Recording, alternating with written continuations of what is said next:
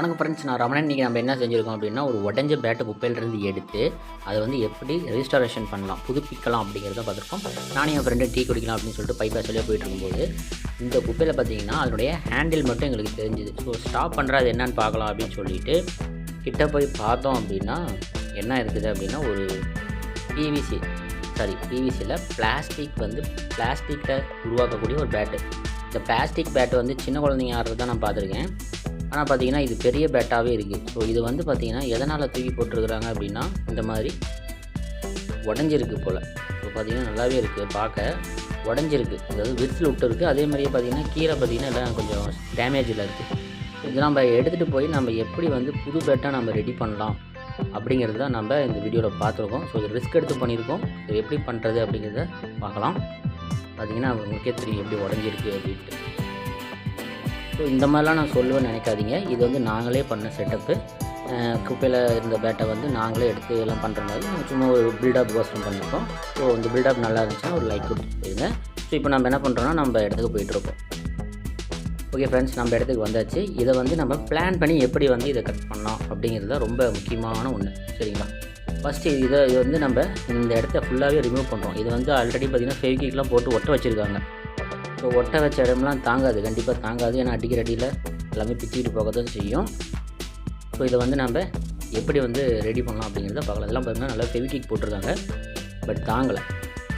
Okay, நான் என்ன பண்ணுறேன் அப்படின்னா, மார்க் பண்ண இந்த போர்ஷனுக்கு ரைட் சைடில் எல்லாமே பார்த்திங்கன்னா கட் பண்ணி வெளியே எடுத்து தூக்கி போடுறேன். ஓகேங்களா? அதுக்கு முன்னாடி இந்த ஸ்டிக்கர்லாம் நம்ம ரிமூவ் பண்ணிக்கலாம்.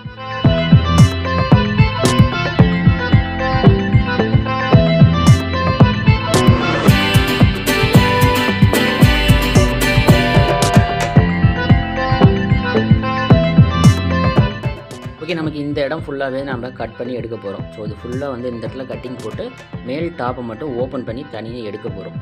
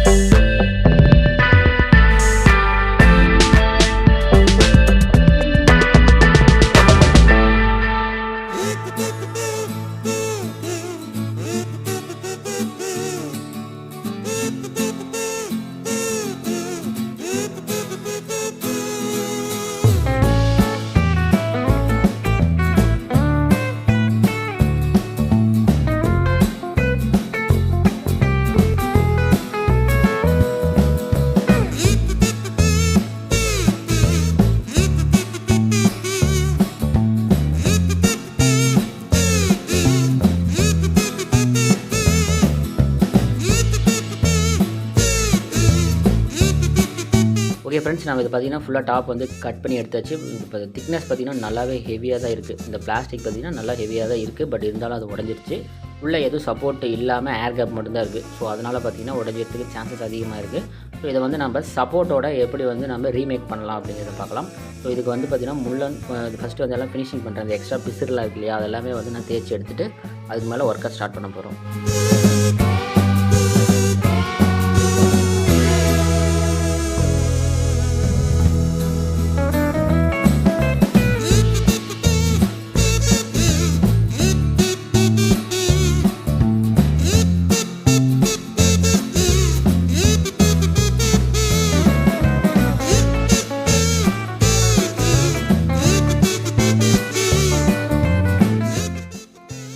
ஓகே, ஸ்டிக்கர் எல்லாமே ரிமூவ் பண்ணதுக்கு அப்புறம் பார்த்திங்கன்னா நம்ம இதோடைய சைஸ் வந்து கான்ஸ்டண்ட்டாக எல்லா சைஸும் ஒரே மாதிரி இருக்கிற மாதிரி நம்ம வந்து மெஷர் பண்ணிவிட்டு அதுக்கு இந்த மாதிரி அந்த சைஸ்க்கு ஏற்ற மாதிரி இந்த மாதிரி ஒரு 4 பீஸ் வந்து நம்ம எடுக்கிறோம். ஸோ இந்த 4 பீஸை வந்து எங்கே சப்போர்ட் கொடுக்குறது அப்படிங்கிறத பார்க்குறோம். ஸோ இந்த இடத்துல வந்து ஆஃப் போர்ஷனில் வைக்கிறேன்.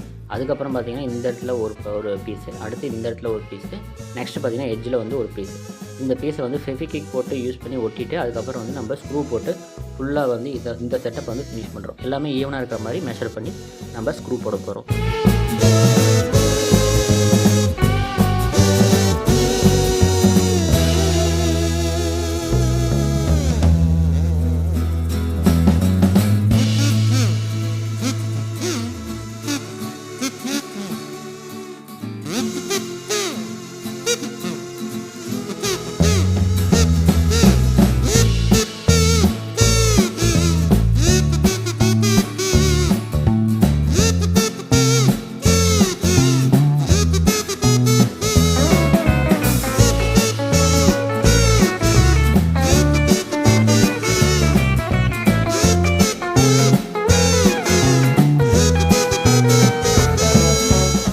பார்த்தீங்கன்னா எல்லா இந்த உடன் பீஸுக்கும் நம்ம ஸ்க்ரூ போட்டாச்சு. ஒரு சப்போர்ட் வந்து இப்போ ஹெவியாக இருக்கும். இதுக்கு மேலே நம்ம என்ன பண்ணுறோம் அப்படின்னா ஒரு அச்சு மாதிரி ஒரு பீஸை வந்து யூஸ் பண்ணி ஒரு கார்ட்போர்ட் ஷீட்டை யூஸ் பண்ணி நம்ம என்ன பண்ணுறோன்னா சைஸை வந்து மெஷர் பண்ணி அச்சு மாதிரி நம்ம எடுக்கிறோம். ஸோ அதுக்கு வந்து நம்ம என்ன யூஸ் பண்ணுறோம், அந்த அச்சை யூஸ் பண்ணி நம்ம இந்த மாதிரி பிவிசி பைப்பை வந்து ஷீட்டாக வந்து பண்ணி அதுக்கு மேலே வந்து இந்த ஷீட்டை வந்து ஃபிக்ஸ் பண்ண போகிறோம்.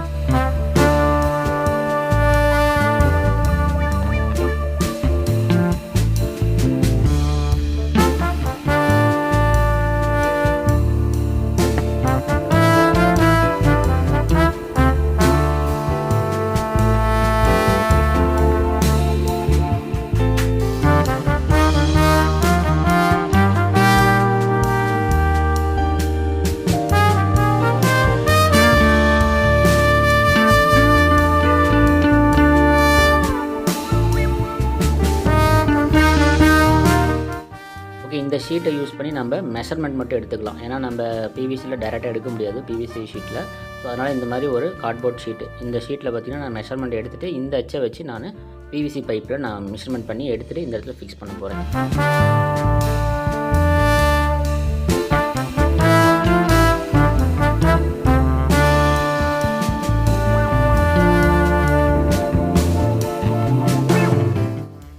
ஷீட் கட் பண்ணி எடுத்ததுக்கப்புறம் பார்த்திங்கன்னா எந்த இடத்துல ஹோல்ஸ் போடணும், ஸ்க்ரூ போடுறதுக்கு உண்டான ஹோல்ஸ் வந்து எங்கே போடணும் அப்படிங்கிறது நான் மார்க் பண்ணுறேன். மார்க் பண்ணதுக்கு அப்புறம் பார்த்திங்கன்னா நம்ம சால்டிங் அயன் யூஸ் பண்ணி நான் வந்து எல்லா பக்கத்துக்கும் உண்டான ஹோல்ஸ் வந்து நான் போட்டுறேன்.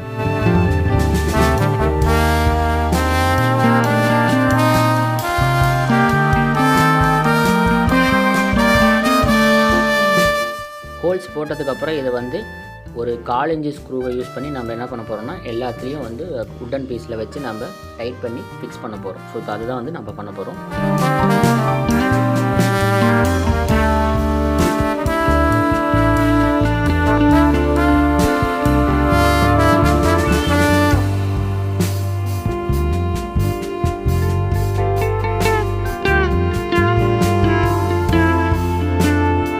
ஓகே ஃப்ரெண்ட்ஸ், நம்ம ஃபுல்லாக முடிச்சதுக்கப்புறம் பார்த்திங்கன்னா இப்படி தான் லுக் இருக்கும். ஸோ பார்த்திங்கன்னா இந்த சைடு எல்லாமே பார்த்திங்கன்னா நான் கிட்டத்தட்ட ஒரு 10 ஸ்க்ரூக்கு மேலே நம்ம வந்து யூஸ் பண்ணியிருக்கோம். ஸோ பார்த்திங்கன்னா என்னுடைய ஸ்க்ரூ வந்து மட்டமாக உட்கார்ற மாதிரி நான் அந்த பிவிசி ஷீட்டில் வந்து ஹோல்ஸ் போட்டிருக்கேன். மட்டமாக உட்காரணும், ஓகேங்களா, வெளியே வந்து எக்ஸ்ட்ரா இல்லாத மாதிரி. ஓகே, இந்த எட்ஜில் வந்து நம்ம ஃபினிஷ் பண்ண போகிறோம். எட்ஜில் வந்து ஒரே ஒரு ஷீட் போட்டு அந்த உட்லேயே வந்து ஸ்க்ரூ போட போகிறோம். ஸோ எட்ஜுக்கு வந்து பார்த்திங்கன்னா இந்த மாதிரி அதே திக்னஸ் வந்து இது வந்து கொஞ்சம் கம்மியாக தான் இருக்கும். ஸோ வெயிட் வந்து அதிகமாக கூடாதுன்னு இந்த இடத்துல திக்னஸ் வந்து கம்மியாக போடுறேன். ஸோ பார்த்திங்கன்னா இது வழக்கம் போல் தான் நம்ம இந்த ஹோல்ஸ் போட்டு இதுக்கு மேலே பார்த்திங்கன்னா நான் ஸ்க்ரூ போட்டு முறுக்கிட்டேன்.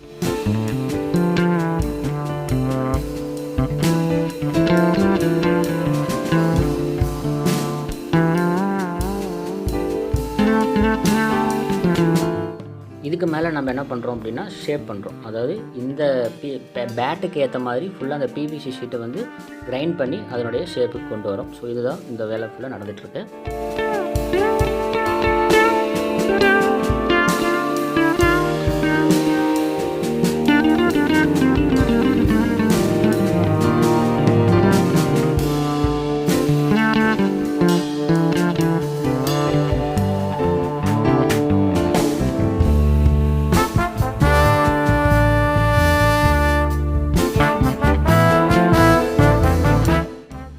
இப்போ பார்த்தீங்கன்னா ஃபுல் அண்ட் ஃபுல் எல்லாமே வந்து ஃபினிஷ் பண்ணி நல்லா தேய்ச்சி எடுத்தாச்சு. இதுக்கப்புறம் பார்த்தீங்கன்னா இந்த கேப்லாம் வந்து நம்ம ஃபிக்ஸ் பண்ண போகிறோம்.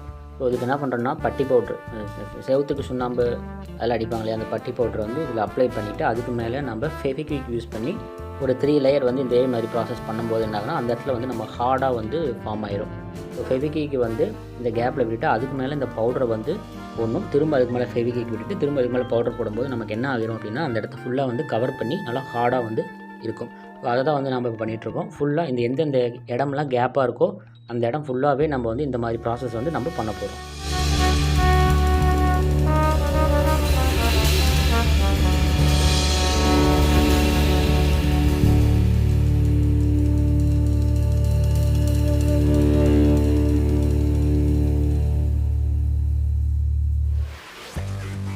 ஓகே ஃப்ரெண்ட்ஸ், இந்த ஃபெவிக்விக் அண்ட் பட்டி பவுடர் ப்ராசஸ் முடிஞ்ச பிறகு பார்த்தீங்கன்னா ஃபுல்லாக வந்து நான் எம்எஸ் ஷீட் போட்டு நல்லா தேய்ச்சி எடுத்துட்டேன். உப்பு காரம் போட்டு நல்லா தேய்ச்சி எடுத்து ஃபினிஷிங்காக வந்து நான் கொண்டு வந்துட்டேன். ஸோ இதுக்கு மேலே நம்ம என்ன பண்ண போகிறோம் அப்படின்னா பெயிண்டிங் தான். பெயிண்டிங் பண்ணிவிட்டு ஸ்டிக்கரிங் ஒட்டிட்டு இதுக்கப்புறம் டெஸ்டிங்க்கு நம்ம கொடுக்க போகிறோம். ஸோ பார்த்தீங்கன்னா ஃபுல் அண்ட் ஃபுல் நல்லா வந்து தேய்ச்சி எடுத்தாச்சு, நல்லா இருக்குது. ஸோ இதை வந்து நம்ம பெயிண்ட் பண்ணிடலாம். அண்ட் தென் ஸ்டிக்கரிங் டிசைன் இதெல்லாமே கொடுத்துட்டு நம்ம இதை டெஸ்ட் பண்ணிட வேண்டியதான்.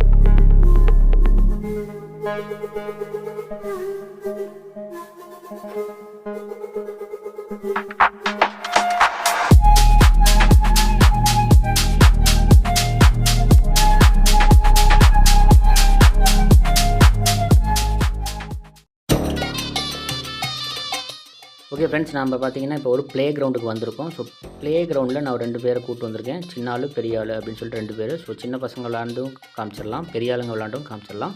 ஸோ அது எப்படி பர்ஃபார்மன்ஸ் இருக்குது அப்படிங்கிறத பார்த்துடலாம்.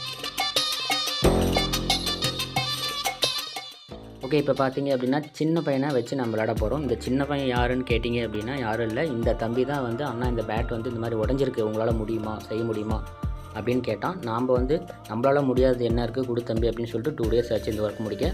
ஸோ இந்த தம்பி தான் ஃபஸ்ட்டு டெஸ்ட் பண்ண போகிறாப்புல, அதுவும் பிளாஸ்டிக் பந்தில். ஃபஸ்ட்டு நம்ம பிளாஸ்டிக் பந்திலேருந்தே போவோம்.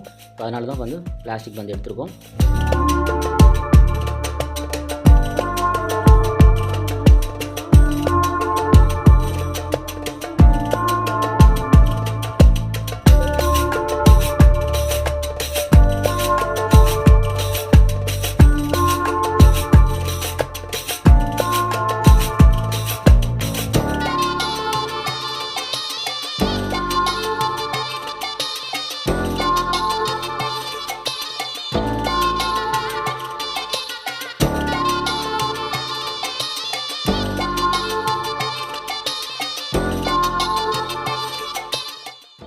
ஓகே ஃப்ரெண்ட்ஸ், இப்போ பார்த்தீங்கன்னா பிளாஸ்டிக் பந்தில் கிட்டத்தட்ட ஒரு 20 ஷாட்டாவது நம்ம அடிச்சிருப்போம். எல்லாமே ஓகே ஆச்சு. நெக்ஸ்ட்டு பார்த்தீங்கன்னா டென்னிஸ் பந்து பார்த்தீங்கன்னா உங்களுக்கே தெரியும்.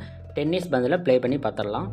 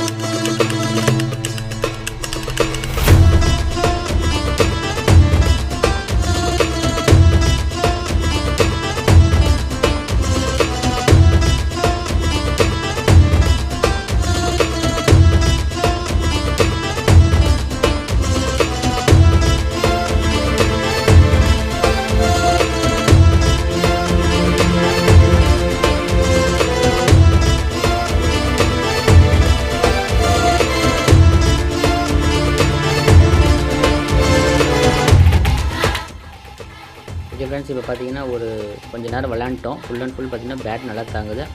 அடுத்து பார்த்தீங்கன்னா பெரிய ஆளை வச்சு நம்ம விளையாண்டு பார்த்துடலாம். ஸோ அதுக்கோசரம் பெரிய ஆளை இறக்கிருக்கோம்.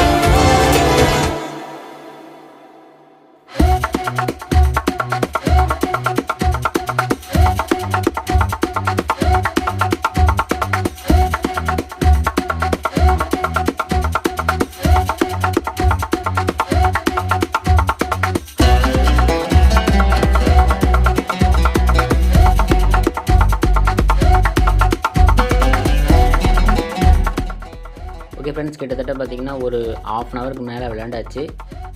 பந்தும் கொஞ்சம் தொலைஞ்சிருச்சு. அதுக்கப்புறம் பார்த்திங்கன்னா பேட்டோடைய செக்கிங் பார்த்தோம். எந்த ஒரு கம்ப்ளைண்ட்டும் இல்லை. கீழே வந்து தட்டுறதுனால அந்த இடம் மட்டும் கொஞ்சம் தேய்மானம். மற்றபடி பார்த்திங்கன்னா இந்த இடத்துல எந்த ஒரு டேமேஜும் இல்லை.